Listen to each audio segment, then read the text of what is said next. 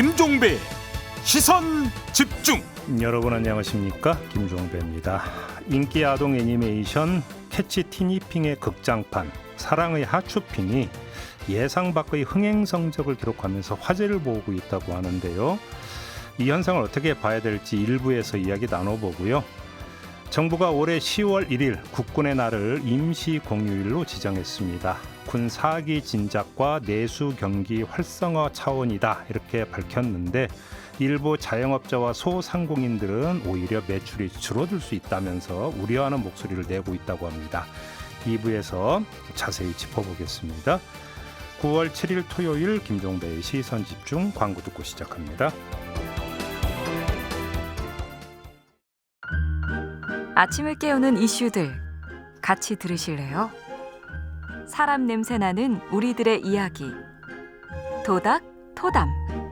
네, 세 분과 함께합니다. 장윤미 변호사 모셨고요. 어서 오세요. 안녕하세요. MC 장원 모셨습니다. 어서 오세요. 네, 안녕하세요. 최민석 작가 모셨습니다. 어서 오세요. 안녕하세요. 네, 오늘도 어김없이 주제와 관련된 오디오 듣고 이야기 나눠보겠습니다. 처음 본 순간 나는 빠져버렸어. 아이들 키우는 부모님이라면 이 캐릭터 모르는 분 없으실 텐데요. 바로 티니핑입니다. 애니메이션 자체의 인기는 물론 캐릭터만 무려 100여 종에 굿즈도 다양합니다. 아이가 갖고 싶다는 티니핑 아이템을 다 사주다간 등골이 휜다고 해서 파산핑이라는 웃픈 별명도 붙었습니다. 극장판 버전 사랑의 하츄핑이 어린이뿐만 아니라 어른들에게도 큰 사랑을 받으며 감동핑이라고도 불린다는데요. 최근 SNS에서는 자신의 심리 상태나 성격을 땡땡핑으로 표현하는 밈이 유행하면서 다양한 콘텐츠로 재생산되고 있습니다. 짝꿍 티니핑 너를 네, 일단 고백부터 하고 시작을 해야 될 것 같은데, 티니핑과 하츄핑? 네. 전 잘 모릅니다. 티니핑과 하츄핑이라고 말씀하시는 거 보니까 딱 모르시는 거 맞습니다. 네, 저는 모릅니다. 누가 일단 이게- 설명 좀 해주세요. 예, 일단 티니핑이 상위 장르고요. 네. 거기에 속해 있는 게 하츄핑입니다. 뭐 사촌지간 아니에요? 그러니까 이 티니핑은 종족의 이름이고요. 그 하츄핑은 종족의 일원의 이름입니다. 캐릭터의 이름. 예. 이렇게 설명드리면 좀 이해가 되실 것 같습니다. 이게 티니핑이 뭐냐면 사랑의 감정 혹은 이 상황들을 의인화한 캐릭터예요. 오, 네. 감정을? 네, 맞습니다. 그럼 인사이드 아웃하고 비슷한 겁니까? 비슷합니다. 예. 거기에 이제 포켓몬스터의 설정을 좀 가져온 듯한 느낌? 그렇습니다. 그래서 이 종류가 굉장히 많아요. 이 티니핑들이. 왜냐하면 감정의 종류가 많으니까 상황의 종류도 많으니까 그걸 다 캐릭터화 시켜놨으니까 90여 개가 넘습니다. 네. 뭐 그렇게 많아요? 네, 다 캐릭터화돼서 굿즈들이 판매가 되고 있죠. 오. 네. 전체적인 세계관을 좀 설명을 드리자면 이 이모션이라는 왕국의 이 티니핑들이 요정이에요. 인간과 요정들이 함께 살아가고 있습니다. 그래서 이제 몇 살 이상이 되면 거기에 속해 있는 인간들이 자신의 티니핑을 하나씩 골라야 돼요. 그래요? 네. 그래서 이 왕국의 공주인 로미의 티니핑이 바로 하츄핑입니다. 그래서 얼마 전에 나왔던 사랑의 하츄핑이 공주 로미가 자신의 티니핑인 하츄핑을 찾아가는 과정을 이제 영화로 담은 게 이번에 개봉을 한 것이고요. 네. 그래서 아까 말씀드렸다시피 이제 캐릭터가 다양하게 존재하다 보니까 아이들이 이걸 다 모으고 싶어 합니다. 그럴 수밖에 없겠죠. 뭐 친구는 내가 갖고 있지 않은 뭐 티니핑을 하나 갖고 있으면 자기도 갖고 싶을 거 아니에요. 아이들 심리상. 그래서 이제 어른들이 이거를 자기 자녀를 위해서 하나씩 사주다 보니까 돈이 너무 많이 들어가니까 이게 이제 등골 빼먹는 등골핑.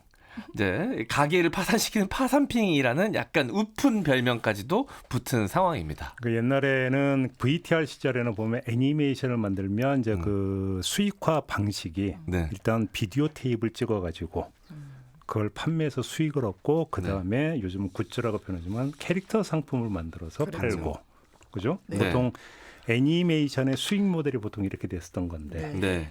요즘은 이제 뭐 비디오 테이프는 없으니까, 네. 그죠? 이 굿즈로 많이 간다. 네. 비싸요? 꽤 비쌉니다. 이 봉제 인형 하나가 2만 원이 넘어요. 에?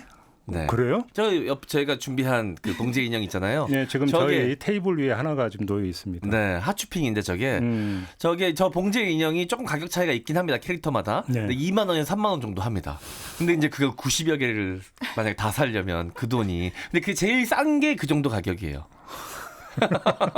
그러면 나중에는 이게 막 열풍이 되다 보면 나 몇 개 모았다 뭐 이렇게까지도 갈 수 있겠네요. 그럴 이게? 수도 있지 그렇죠. 않을까 싶어요. 네. 한 100개 된다고 하니까요. 그러니까. 네. 여기서 이제 약간 핵심적인 내용이 좀 빠져서 제가 부연 설명을 드리자면 이 메인 서사는 이거예요. 그 이모션 왕국, 그 감정 나라에 살고 있는 이모션이 감정이니까. 예. 그러니까 로미 공주가 뭐 실수로 해서 실수를 저질렀는데 그것 때문에 이 왕국에 살던 그 감정을 표현하는 티니핑들 한 100여 종이 100여 생물체가 지구에 떨어지는 거예요. 그래서 아빠가 왕이 너 가서 걔들 다 데리고 와라. 이렇게 명을 내린 거예요. 그래서 이 로미 공주가 지구에 와서 이 티니핑을 돌아다니면서 하나하나 다 잡아오는 겁니다. 그래서 이 애니메이션 제목이 캐치 티니핑이고 이 티니핑들은 아주 우리 감정을 그냥 직관적으로 이름을 붙였어요. 예컨대 행복하다 그러면 해피잖아요. 해핑. 예. 뭐 이렇게 자꾸 거부하고 안 돼 이거를 입에 달고 사는 애는 앙대핑 이런 식이에요. 예. 하츄핑은 그러니까 하트를 어린이들이 하츄 그러니까 사랑을 뜻한다고 해서 하츄핑 이런 식으로 약간 옛날 아침 드라마 보면 뭐 그런 거 있잖아요. 뭐 뭐든지 잘하면 나 잘해 이런 식으로 이름 붙이잖아요. 약간 네. 그런 장명법입니다. 예. 그러니까 이제 김종배 앵커를 만약에 티니핑화 시키면 이제 털보핑, 뭐 털핑, 뭐 수염핑 이렇게 되는 거죠. 직관적으로 그냥. 원료를 네. 따지자면 옛날 스머프들이 되게 아, 많았잖아요. 맞아. 뭐 똑똑이. 똑똑이 스머프, 똘똘이. 투덜이 스머프 그런 식으로 되게 직관적으로 붙였잖아요. 그런 계보를 네.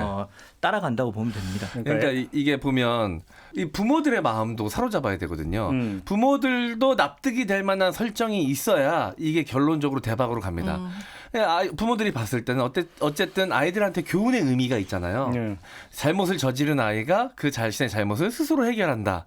라는 전체적인 이 세계관 자체에 이 퍼져 있는 이 교훈적 의미도 굉장히 중요해요. 그래서 어른들이 납득을 해야 되니까. 근데 그래야 지갑을 열죠. 그래서 제가 질문드리고 그러면 이게 왜 이렇게 인기를 끄는가 질문드리는데 교훈적 의미 때문에 설마 인기 끄는 건 아니지 않을까요? 그건 기본인 거고요. 뭐 어떤 요인이 있다고 보세요? 제가 봤을 땐 정말 소름 끼치게 귀여워요. 캐릭터들이. 너무 귀여워가지고 막 노래도 너무 사랑스럽게 부르고 네. 이름도 아까도 이제 김종배 앵커를 어떤 핑으로 할까 했는데 제작진이 삐딱핑이라고 해주셔가지고 제가 웃었는데 너무 귀여운 나도 이런 캐릭터에 몰입이 되게끔 너무 많은 캐릭터가 있으니까요. 저는 좀 마음에 와닿던 게 차나핑이었어요. 귀찮아 해서 차나핑이에요.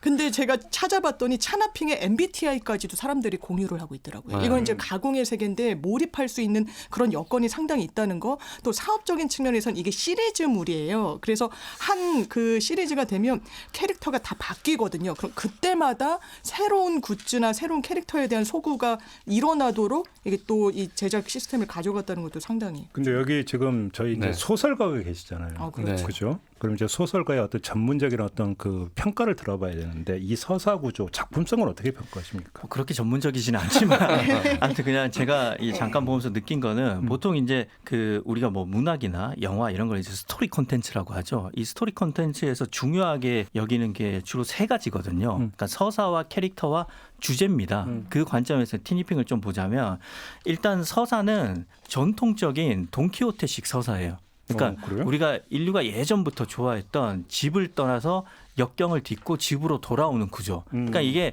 오디세이부터 시작돼서 뭐 우리가 좋아했던 네. 은하철도 999, 플란더스의 개, 뭐 엄마 찾아 산말리 이런 모든 것들이 집을 떠나서 과제를 해결하고 다시 집으로 돌아오는 구조거든요. 모험물이죠. 네. 그렇죠. 예. 그러면서 그 과정 중에 성장이 있고. 근데 자, 이게 왜 돈키호테식 서사냐면 돈키호테가 그 라만차 지역의 편력 기사인데 떠나잖아요. 떠나서 매 장마다 하나의 사건을 해결하고 다른 곳으로 떠나잖아요. 이 티니핑 똑같은 구조예요.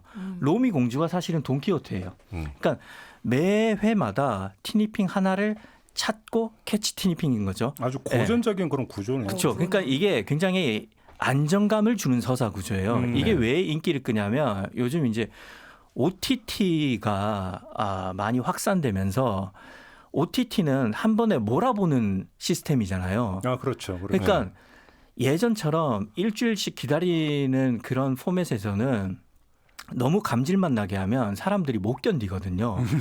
그러니까 매회 끝나는 깔끔한 서사 구조가 인기를 끌게 하는 요인 중에 하나고 여기에 나오는 캐릭터들은 전부 다 감정을 표현하는 캐릭터잖아요. 그러니까 이게 결국 인사이드 아웃의 인기와 맞물려서 어린이뿐만이 아니라 성인까지 그 포함한 이 현대인들이 자신의 감정을 잘 이해하고 잘 표현하고 싶은 욕구가 있어요. 그게 요즘 세계적 추세더라고요. 예. 그러니까 이게 뭐 애니메이션 이런 데서만 국한되는 게 아니라 학계에서도 사실 어떤 먼저 그 신경과학 이런 것들이 되게 많이 발달하고 특히 뇌 연구가 많이 발달하다 보니까 감정 연구가 되게 많이 네. 진전이 됐더라고요. 네. 그리고 이게 되다 보니까 이제는 뭐냐면 옛날에 이성을 강조하던 시대는 감정은 불순물, 억눌러야 되는 것, 네. 그다음에 회피해야 되는 것, 잘못된 것 이런 식으로 인식이 되는데 지금은 그게 아니라는 거고. 자연스러운 거. 그러니까 오히려 그런 사회의 그 욕구가 잘 반영된 그러네요. 그렇죠. 거고 그다음 흐름을 타고 있는 거죠. 결국 주제를 보자면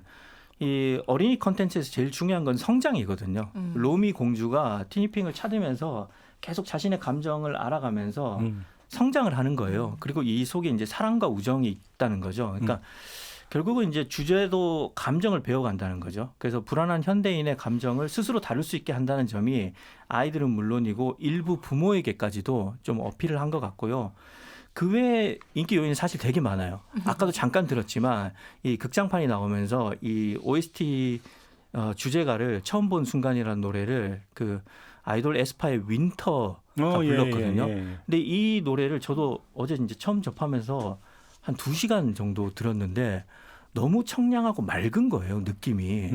듣다 보니까 제 마음에 있는 염증 같은 게 막 치료되는 그런 느낌이 드는 거예요. 윈터의 음색이 좀 그런 면이 좀 있죠. 맑은 고음. 그리고 이게 이제 플랫폼이 굉장히 다양하게 활용을 해서 여러 플랫폼에서 볼 수 있거든요. 네. 이런 요인까지도 인기를 끄는 요인 중에 하나였다고. 그러면 여기서 이제 현실 영역으로 와서 저하고 M장은 해당 사항이 없는 것 같고 네. 우리 두 분 네. 혹시 자제분들이 네네. 지금 이게 이제 그 부모에 대한 압력 요청으로 혹시 가는 부분이 있습니까? 사달라고? 일단 그 사랑의 핫쇼핑을 좀 보러 갈래 했더니 좀 긍정적으로 이야기는 하는데요. 나중에는 이거 여자애들 보는 거예요. 저희 아이는 남자애거든요. 그래서 여자 남자 구분을 약간 이제 구태적으로 좀 구분을 지으면서 네.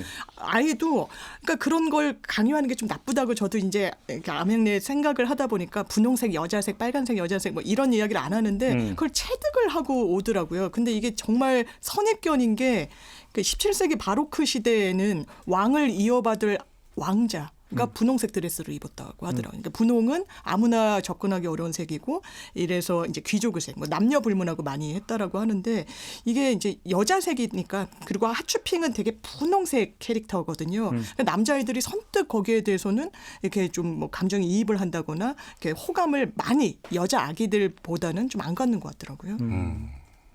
최 작가님 어떠십니까? 저는 그러니까 티니핑 이 아이템을 처음에 딱 듣고 티니핑이 뭐야? 그래서 좀 당황을 했는데 알고 보니까 제 아이가 굉장히 어릴 때 몇 번 보던 거를 제가 옆에서 같이 봤던 거더라고요. 그래요? 그때는 티니핑인지 모르고 봤었는데 저희 아이는 이제 티니핑을 졸업을 했어요. 어릴 때 잠깐 보다가 남자 아이다 보니까 이제 여기서 헬로카봇, 신비 아파트 이쪽으로 넘어갔는데 근데 이 티니핑이 시사하는 바가 명확한 게 제가 잠깐 좀 다른 이야기를 하자면 제가 재작년에 마드리드에서 석 달 그 문화부의 초청을 받아서 지냈었는데 일요일마다 제가 가는 곳에 놀라운 벼룩시장이 생기거든요. 거기 벼룩시장이 생기면 거기 한 300명 정도 모여요.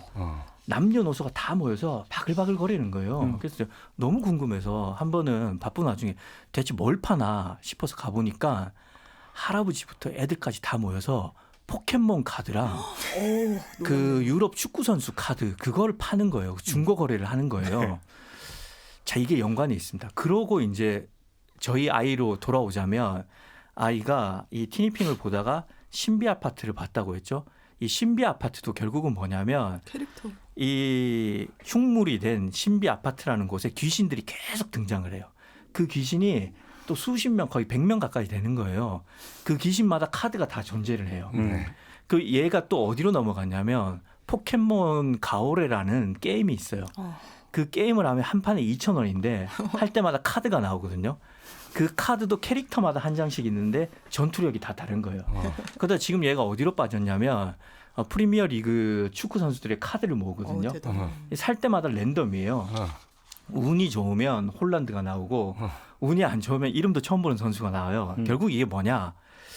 지금 이 어린이를 대상으로 한 산업계가 모든 공통점이 있습니다. 어린이 컨텐츠에는 예전처럼 주인공 한두 명이 나오는 게 아니라 완전 멀티캐스팅이에요. 그것도 뭐 수십 명이 아니라 100명 가까이 나오고 그 100명 가까운 캐릭터들의 다 이름이 있고 그 캐릭터들을 모으게끔 만드는 거예요. 그래서 여기에서부터 기획이 됐고 여기에 어떻게 하면 좋은 서사를 붙일 것인가, 현대인들이 요즘 어린이들이 원하는 게 무엇인가 이런 식으로 역으로 출발을 했다는 거죠. 물론 그런 것을 뭐 인터뷰나 뭐 보도 자료를 통해서 발표한 적은 없어요. 근데 이 산업 트렌드를 보자면 이렇게 출발을 했고 그렇게 따지면 굉장히 잘 기획된 결과물이다. 이렇게 볼 수 있는 거죠. 지금 최 작가 말씀에 좀 약간 묻어나오긴 한 것 같은데 요즘은 어른 아이 가리지 않는 키덜트 네. 시장이라는 게 있어요? 네네 그런 게 있습니다. 이제 어른들이 아이들의 문화를 이제 영위하는 걸 키덜트 문화라고 하는데요. 네. 이제 이 가성비보다 가심비라고 합니다.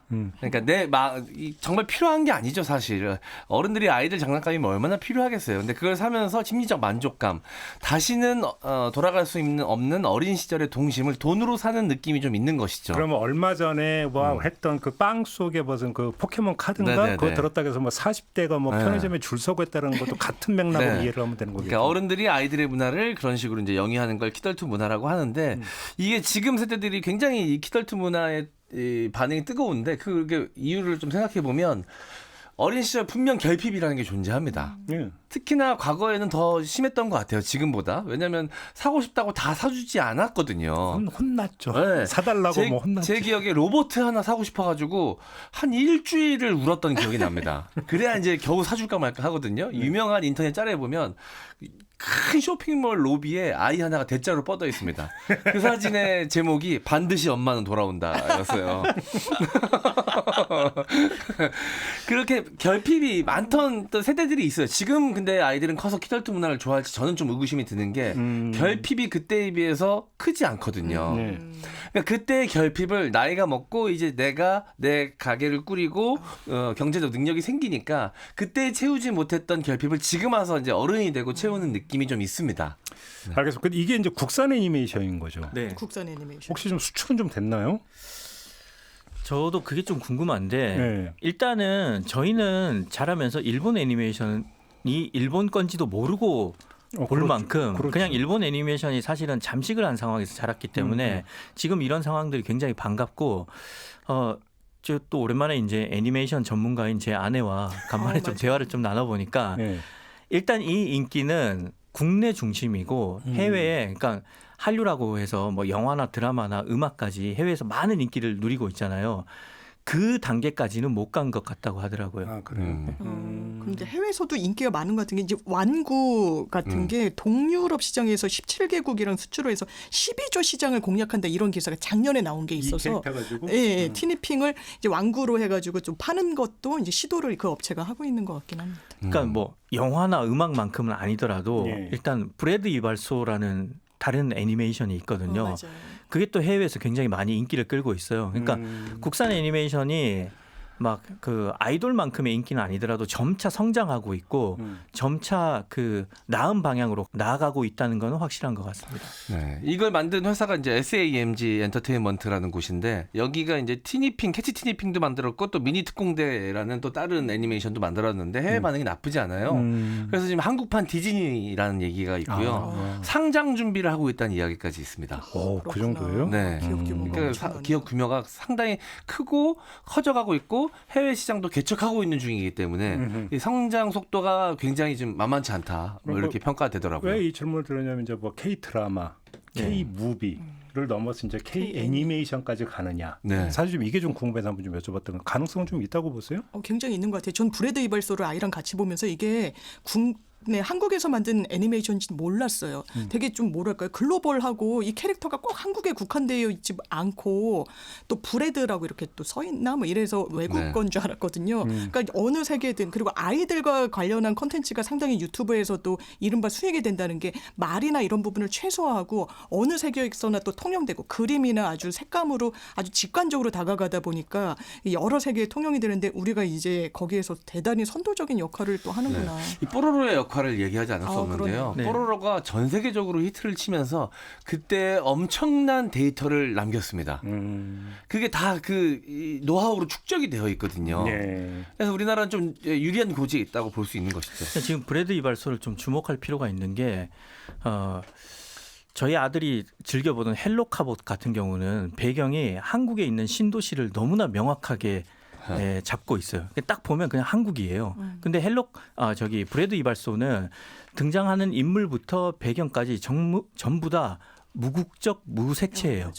알 수가 없거든요. 근데 이게 옛날 일본 애니메이션이 주로 베르사유의 장미라든지 네. 플란더스의 개라든지 이런 애니메이션이 배경이 프랑스와 벨기에, 유럽들이에요. 그러니까 그 애니메이션에 일본의 색채가 없었던 거죠. 그래서 그런 측면에서 보자면 성장 서사를 밟고 있다고 봐야겠죠. 근데 지금 세 분이 말씀하시는 최근의 애니메이션 작품 이름을 들으니까 아는 게 하나도 없네요.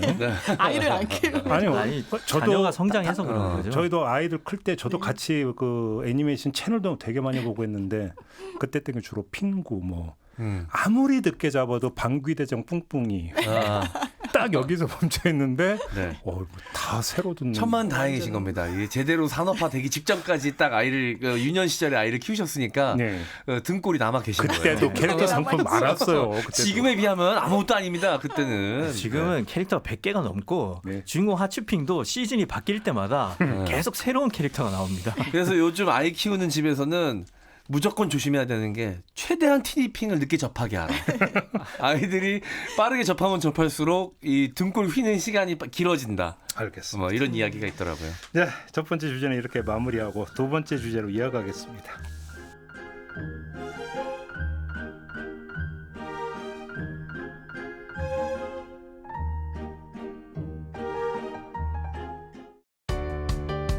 때로는 날카롭게, 때로는 삐딱하게, 그러나 매 순간 섬세하게 시선이 필요한 우리 사회 곳곳을 살펴봅니다. 김종배의 시선집중. 네, 토닥토닥 세 분과 함께하고 있습니다. 최민석 작가, MC 정원, 장유미 변호사 세 분과 함께하고 있는데요. 두 번째 주제도 오디오 듣고 이야기 나눠보겠습니다. 지금은 북한의 잇따른 도발과 중동 분쟁 등 국내외 안보 상황이 매우 엄중한 시기입니다. 이에 정부는 올해 국군의 날을 임시 공휴일로 지정하여 국가 안보의 중요성에 대한 국민적 관심을 높이고 우리 국군의 역할과 장병들의 노고를 상기하는 계기로 삼고자 합니다. 국군의 날을 임시 공휴일로 지정하는 안이 국무회의에서 의결됐습니다. 직장인들은 회사 연차 한 개를 아낄 수 있게 됐다며 크게 기뻐했는데요. 반면 일부 중소기업에서는 가뜩이나 일손이 부족한데 더 힘들게 됐다는 볼멘 소리도 나왔습니다. 학부모들은 아이들 중간고사 기간에 갑작스런 공휴일 지정으로 학사 일정이 꼬이게 됐다며 우려를 표했습니다. 한편 정치권에서는 내수 진작과 국민 휴식권 보장 차원에서 공휴일법을 개정하자는 목소리가 이어지고 있습니다.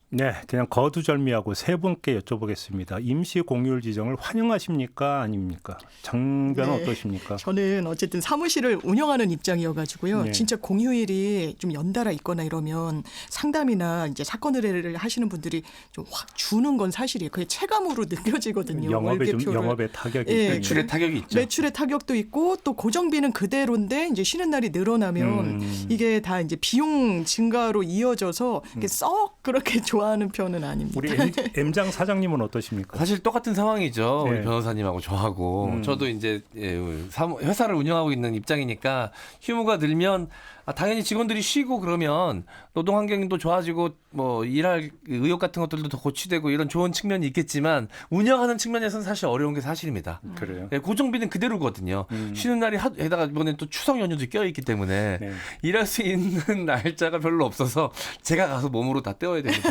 지금까지는 고용주의 관점이었고 네. 우리 최 작가님의 생각은 어떠십니까? 전 개인적 관점과 사회적 관점 두 가지가 있는데 일단 개인적 관점으로는 그냥 이의적으로 말씀을 드리자면 전 카페에서 작업을 하는 일이 많은데 휴일이 많아지면 휴일에 직장인들이 많이 와서 카페가 좀 소란스럽습니다. 네. 그 점에서는 저는 기본적으로 휴일을 반기지 않는 입장이고 카페 사장 죄송한데 이 주제만큼은 저기 제작진들을 모셔서 직장인들의 말을 얘기를 들어봐야 될 것 같은데요. 사회적 관점에서 말씀을 드리자면 사실 공휴일이라는 게 한 국가가 그 공휴일에 그 기리는 대상을 존중하거나 예컨대 그 가치, 예컨대 한글이라면 한글의 가치를 중요하게 여긴다는 표현이잖아요. 그런 차원에서 보자면 우리나라가 뭐 미국이나 다른 국가에 비해서 국군들을 좀 덜 존중하고 군인들의 노고를 그간 좀 덜 기려왔다는 느낌은 갖고 있었어요. 그런 차원에서 보자면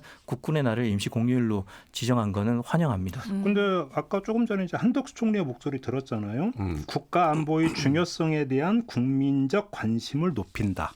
네. 임시 공휴일로 그러니까 그 지정한 취지 가운데 하나가 이건데 그거는 동의하지 않습니다. 그러니까 이게 임시 공휴일이 됐다고 해서 국민들이 국가 안보에 대한 관심이 높아질 거라고 생각하지는 않고 미국은 베테랑에 대해서 굉장히 존중을 하잖아요. 네. 근데 우리는 사실 좀 애매한 게 너무나 정치 논리에 휩싸여서 진보 정권이 들어오면 노동자의 권익을 중시하는 방향으로 쫙 흘러가고 보수 정권이 들어서면 국가 안보를 중시하는 방향으로 쫙 흘러가요. 사실 이거는 저는 어느 정권이 들어서든 늘 중요한 거라고 생각하거든요. 그런 측면에서 보자면 이 노동자의 권익만큼 중요한 것이 이 군인들에 대한 존중인데 그게 약간 소외된 면이 있었기 때문에 그거를 좀 동등하게 맞추자 그런 측면에서 환영한다는 거지 이게 임시 공휴일이 됐다고 해서 국민들이 국가 안보에 대해서 더 관심을 가질 것이다. 그거는 그냥 이걸 발표할 때 쓴 하나의 수사라고 봅니다. 네. 이게 이제 정치적 해석을 안 하려고 해도 어쨌든 뭐 앞뒤의 상황 같은 것들을 생각하지 않을 수 없잖아요. 뭐 말은 좋죠 사실 군인들의 노고에 대해서 생각한다 그리 기리기 위해서 휴일로 지정한다 말은 좋습니다. 그런데 실제로 정부에서 하고 있는 여러 가지 이 일들이 벌이고 있는 일들이 군인에 대한 존중이 안 느껴지는 여러 가지 사례들이 있었거든요. 말만 해도 좀 불편한 여러 가지 일들이 있었습니다. 신병들이 사망하는 사건도 꽤 있었고요. 그리고 최해병 사망 사건에 대한 추후 조치 같은 것들도 굉장히 의구심이 드는 정말로 정부가 군인에 대해서 사망한 군인에 대해서 이런 식의 태도를 취해도 되는 것인가? 라고 의구심이 되는 여러 가지 사건들이 있었습니다. 근데 이제 와서 갑자기 군인들의 이 노고를 기리기 위해서 국군의 날을 임시 휴무일로 공휴일로 지정한다? 뭔가 앞뒤가 안 맞는 느낌이 있는 거예요. 정치적으로 해석하고 싶지 않아도 사실 이런 것들을 다 유기적으로 해석할 수밖에 없잖아요. 그러다 보니까 뭔가 다른 정치적 의도가 있는 것이 아닐까라는 생각은 들지만 쉬는 날은 좋다. 이렇게 될 가능성이 높죠. 그런 해석은 충분히 가능할 거라고 생각해요. 최상병 이슈가 굉장히 크다 보니까 그걸로 인해서 정권이 몰리니까 물타기용으로 지정한 게 아닌가라는 해석은 충분히 가능하고 제가 말씀드린 거는 원론적인 입장에서 국군의 노고를 인정하기 위해서 임시공휴일로 한다. 그 철학은 환영한다는 겁니다. 그럼 그 문제는 그 정도로 이야기를 하고 내수 진작 차원이라는 게 있잖아요. 본격적으로 한번 이 이야기를 해보죠. 그게 그 두 갈래로 일단 좀 이야기를 해야 될 것 같은데 첫째, 자 개천절이 있고 한글날이 있다. 그래서 산악을 연차만 내면 최장 9일까지 쉴 수 있다. 언론은 또 이런 식으로 보도를 하고 있습니다. 근데 이거는 말 그대로 정규직에나 해당되는 이야기 아니냐. 오히려 위화감 조성하는 거 아니냐라는 이야기도 있어요. 어떻게 생각을 하십니까? 맞습니다. 실제로 저도 회사 다닐 때 이렇게까지 나 이거 붙여가지고 쓰면은 거의 막 일주일 이상을 쉴 수 있는데 그렇게 쉬어야겠다. 누구나 그렇게 하고 싶어 하겠죠. 그게 제도적으로 보장된다고 해도 눈치 보여서 현실에서 실제로 쓰는 경우는 거의 없다고 봐도 될 것 같고요. 이게 SK 내부 문제가 최근에 이제 보도된 게 있는데 연차 본인들한테 부여된 게 있으니까 어디든 붙여서 쓸 수 있잖아요.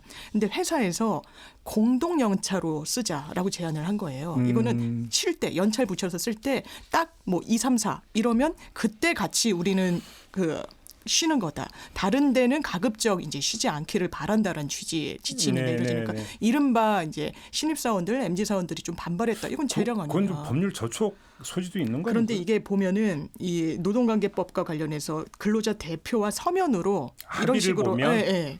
이걸 합의를 또 보면 된대요? 예, 되는 거라서 이게 뭐 법적으로 문제가 있는 건 아니지만 이런 불만도 상당히 있다. 그런 현실을 좀 반영하지 못한 부분이 있는 그리고 거죠. 이제 기업마다 선택을 할 수가 있어요. 그래서 뭐 대기업, 국가기관이나 지방자치단체 소속 공무원들 같은 경우는 이제 의무적으로 쉴 수 있고 그 외에 이제 다른 기업들은 선택을 할 수 있고 자영업자들도 뭐 선택을 해서 쉴 수 있는데 저도 이제 일반 자영업자잖아요.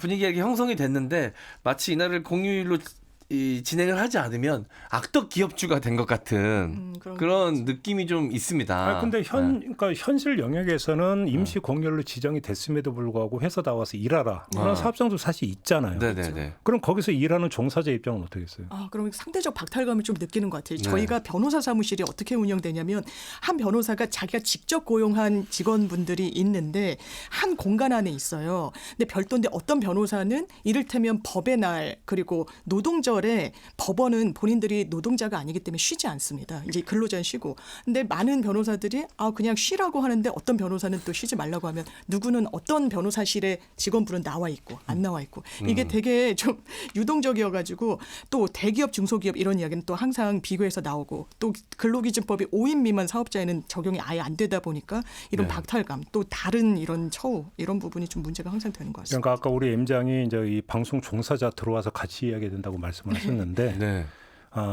프로그램 제작자는 빨간 날하고 아무 상관이 없어요. 그러니까 임시 공휴일로 지정된다고 시선 집중이 그러면 휴방이냐? 아니거든요. 생방 다 합니다. 맞습니다. 그래서 들어오기 전에 작가님이랑도 얘기를 하고 왔는데 본인도 별로 반기진 않는다고 그러시더라고요. 차이점 딱 하나 있습니다. 방송국 주차장에 오면 차들이 별로 없어요. 그런가요?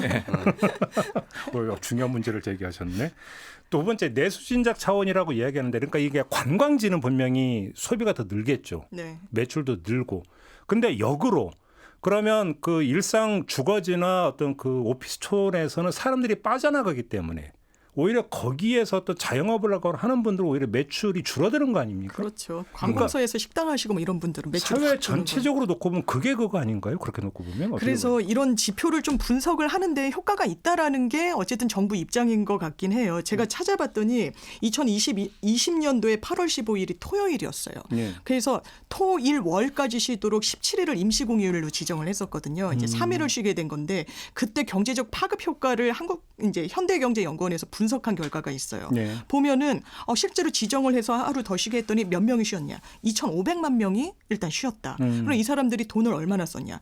1인당 83,690원 정도를 썼다. 그러니까 어디든 가서 식사라도 하고 차 마시고 뭐 구경하고 이런 데 돈을 쓴 거죠. 더 쓴 거죠? 더 쓴 거죠. 그래서 하루에 소비 지출 증가액이 거의 2조 900억 원이다라는 이런 지표가 나와 있는데 저는 개인적으로 좀 의문인 게 이를테면 이제 용산으로 집무실을 옮겼을 때 경제 진작 효과를 상당히 이제 많이 이야기를 했었거든요. 근데 말씀하신 것처럼 원래 있었던 청와대 인근의 또 상인들은 좀 울상이었고 용산은 비교적 뜬다고 했는데 그 효과가 사실 상쇄되는 거 아닌가라는 생각도 들고 해서 또 해외로 나가게 되면 이게 국내 이런 내수 진작엔 또 도움이 되냐 이런 물음표가 많이 있는 것 같습니다. 그렇죠. 여러 가지 조건들이 있는데 이거를 다 합산해서 추산하기가 사실 쉽지 않아서 어떤 지표를 중심으로 삼아서 분석을 하느냐에 따라 해석이 다 달라지는 것 같아요. 근데 이건 좀 원칙론적인 이야기이긴 합니다만 그 임시 공휴일을 지정을 하는 게 공휴일을 지정한다는 것은 무엇인가를 기념한다라고 하는 게 일단 1차적인 목적이잖아요. 취지이고. 근데 사실 임시 공휴일을 지정하는 것은 그게 아니라 앞뒤로 이게 연결이 돼서 빨간 날이 연속으로 가느냐 안 가느냐. 맞아요. 사실 이게 임시 공휴일 지정에 지금 하나의 패턴 비슷하게 되어 있거든요. 이런 관행을 어떻게 평가하십니까? 대단히 좀 기계적이라는 생각은 들어요. 징검다리니까 여기를 쉬게 해서 연달아 놀면은 사람들이 돈도 외부에 나가서 많이 쓰지 않을까. 그리고 또 실제로는 효과가 아주 없다고 보기는 어려우니까 그때마다 이게 가운데가 쉬지 않는 날이 끼게 되면은 임시공휴일. 이거 내수진작 이런 식으로 계속해서 정책을 좀 펴왔던 것 같습니다. 기계적으로.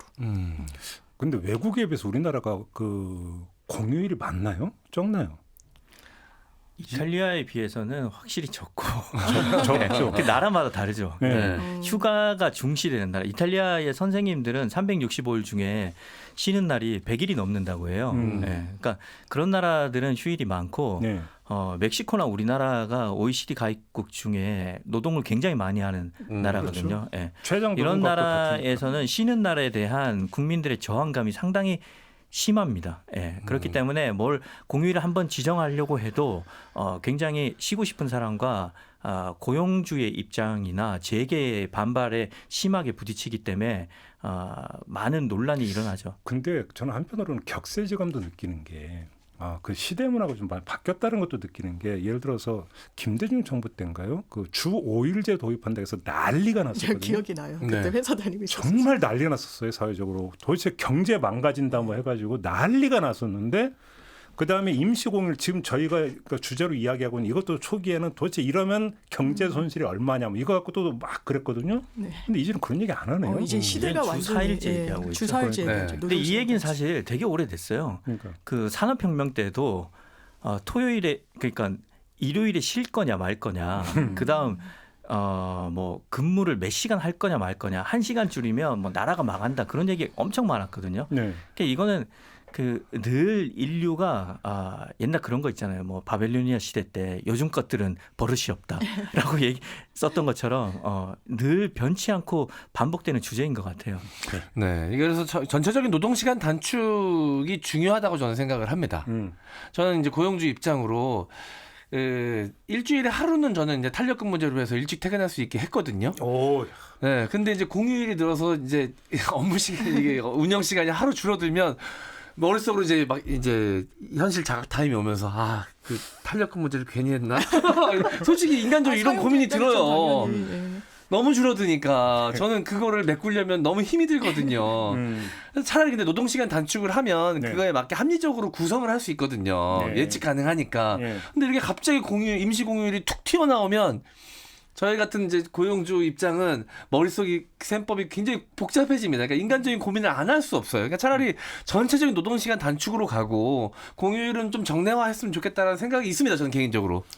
요일제 공휴일 이야기도 나온다면서요. 맞습니다. 왜냐하면 우리는 일단 특정 요일을 휴일로 지정하는 방식이 이제 요일제 공휴일인데 보통 많이 지정해야 된다는 게 이제 월요일이 제일 무난하다 이런 이야기가 나와요. 그러니까 토요일, 일요일 쉬고 이제 월요일까지 아까 말씀드린 것처럼 임시 공휴일이 징검다리로 있으면 그때마다 이제 임시 방편적으로 했다 보니까 아예 이 휴일 자체를 공휴일 자체를 몇째 주 월요일 이렇게 하면 좀 편의가 있지 않냐. 그런데 그것도 좀 분별을 해야 되는 게 이를테면 뭐 제헌절 7월 17일 뭐 이런 걸 바꿀 수는 없을 거고 8.15 이런 걸 바꿀 수는 없고 어린이날 같은 건 꼭 5월 5일일 필요는 없는 거잖아요. 그렇죠. 네, 그러면 5월 뭐 첫째 주 월요일 이렇게 하자라고 심지어 국회 개정안까지 나와 있어요. 네. 그리고 뭐 현충일도 꼭 6월 6일 이건 이제 보훈과 또 이제 순국 그 영령에 대해서 뭐 이제 예우하는 그런 마음이 중요한 네네, 거다 보니까 6월 6일에 꼭 그러라는 보장은 없잖아요. 그러니까 6월 첫째 주 월요일로 하자라는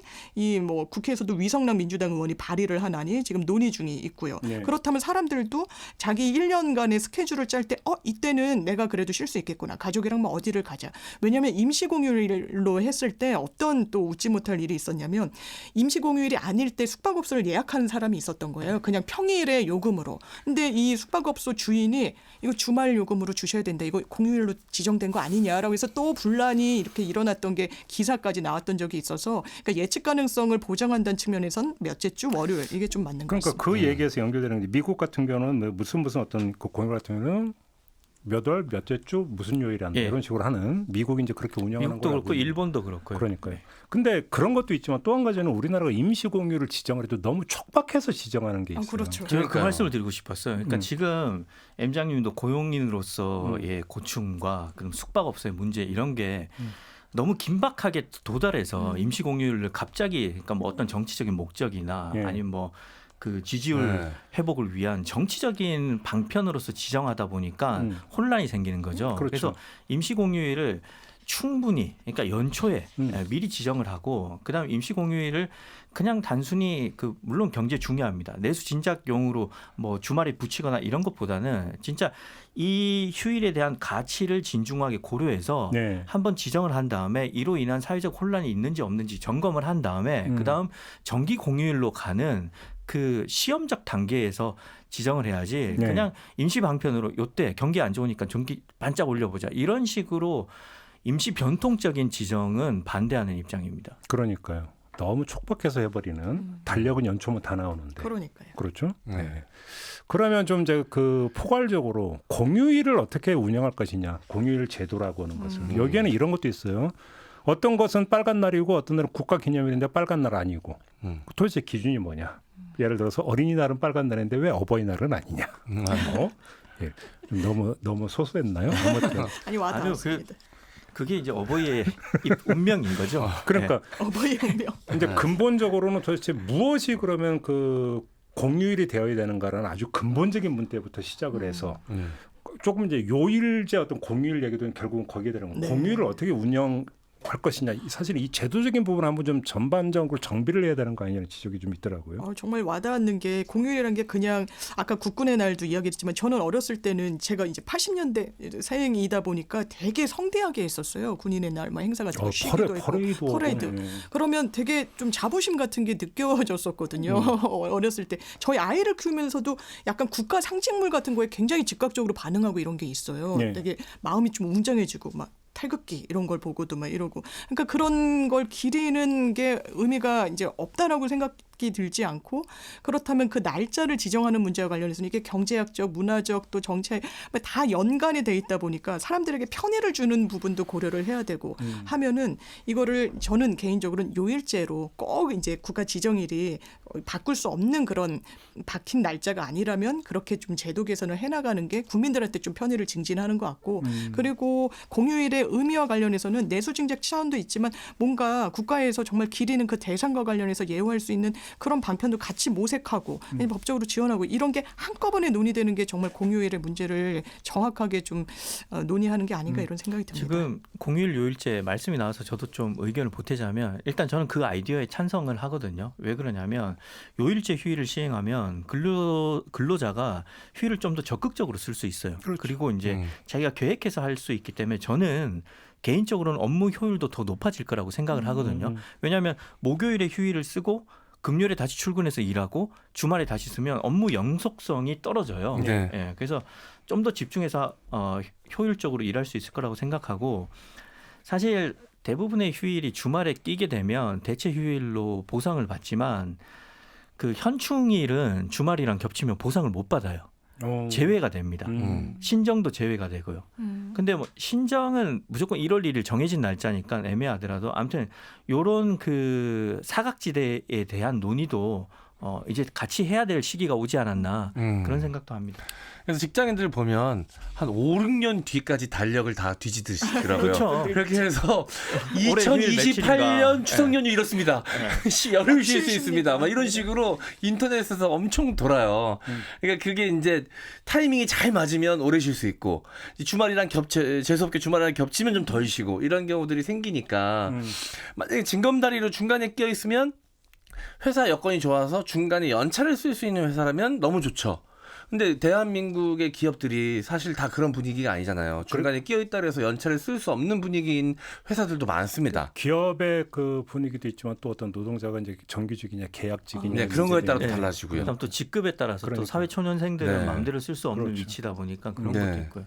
그러니까 항상 뭐든 빛이 있으면 그 그늘이 있는 것처럼 양면이 다 있는 거죠. 그것들이 좀 고려가 돼야 되는데 오히려 임시 공휴일이 어느 한쪽에 있는 사람들에게 상당한 박탈감을 주는 이런 것들도 있다. 그럴 수 있어요. 왜냐하면 이제 임시 공휴일로 지정하면 이제 근로자들이 좋은 건 맞죠. 그런데 원래 일을 해야 되는 분들도 계시잖아요. 어쩔 수 없이. 왜냐하면 아까도 이제 카페 얘기하셨지만 카페는 오히려 임시공휴일로 지정되면 더 장사가 잘 될 테니까 문을 열 동인이 훨씬 생기는 건데 카페가 5인 이상을 고용하고 있는 경우는 진짜 뭐 프랜차이즈 큰 데가 아니면 거의 없는 거예요. 그러면 거기에서 일하는 뭐 아르바이트생이나 근로자가 정확한 보상을 받느냐. 원래는 쉬는 날 일을 하면 1.5배를 더 받아야 돼요. 통상임금의 50%를 얹어서 주도록 근로기준법이 돼 있는데 이제 김문수 노동부 장관 이젠 장관이 되셨죠. 이제 후보자 충문회를 할 때 이 근로기준법을 5인 미만 사업장에도 다 같이 확대해야 된다 이런 이야기를 했는데 실제로 영세한 사업자는 근로기준법을 다 맞추기가 어렵다는 현실 때문에 논외로 하고 있거든요. 법이.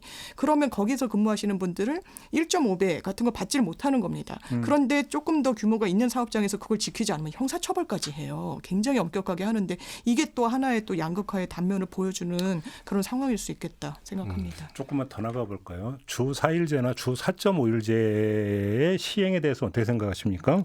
저는 개인적으로 너무 공감합니다. 그래요? 네, 사장님 어떻게 생각하십니까? 저는 4.5일제로 하려고 노력을 좀 하고 있어요.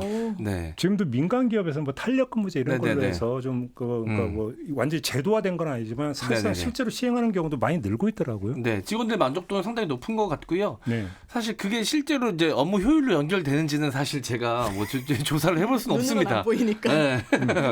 유튜브 상황은 계속 악화되고 있어가지고 아무리 직원들이 효율을 발휘해도 네. 그게 성과로 나오는지는 사실 제가 분석할 수는 없지만. 네, 한번 저는 그래도 저도 이제 노동자이기 때문에 네. 제 채널을 운영하고 있지만 저도 다른 데 나가서 다른 채널 출연하는 출연자이기 때문에 그렇죠. 네, 노동자 입장도 이해하고 같이 감안하려고 노력을 많이 하는 편이어서 네. 그리고 또 제가 이제 방송에 나가고 있으니까 더 조심하게 돼요. 이런 시사 방송에 나와서 노동 환경이나 노동자 인권에 대해서 얘기해 놓고선 회사 가서는 매몰차게 휴일 같은 거 안 지키고 이러면 또 문제가 될 수 있으니까 더 민감하게 하는데 저는 개인적인 만족도는 높습니다. 그런데 갑자기 이렇게 임시 공휴일이 급박하게 지정이 되면 좀 혼란에 빠질 수 있다. 그래서 임시 공휴일로 지정되면 그날은 그래서 유튜브 방송을 하십니까 안 하십니까? 일단 저는 이제 출연자들이 또 나와서 해야 되니까 각자 의견들을 다 물어보죠. 왜냐하면 그들은 나오고 싶어하는 경우도 있어요. 그럴 수 있죠. 나와서 왜냐면 프리랜서니까. 방송은 빨간 날하고 상관없이 하는 경우 많이 있어요. 많이 있죠. 네, 또 녹화 방송인 경우에 그날 그렇죠. 녹화일인데 쉬는 날이라고 녹화를 안 하면 운영되는 날 방송이 못 되는 경우도 있고 너무 많은 이 변수들이 있다 보니까 저 주변의 의견을 좀 들어봅니다.